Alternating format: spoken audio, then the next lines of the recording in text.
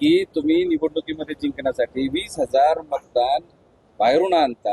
आता तरी लाजा वाटू द्या रे शेतकऱ्यांना. आमदाराला लाज वाटली पाहिजे. मला काय म्हणायचं की 20,000 मतदाराचा ते आरोप करतात, तर मला एक सांगायचं की आमचे जे मतदार आहे, जे काही कुठे व्यवसायासाठी गेलेले, कोणी नोकरीसाठी गेलेले, हे मतदार आलेले, हे मतदार आणलेले, बोगस नाही आणलेले.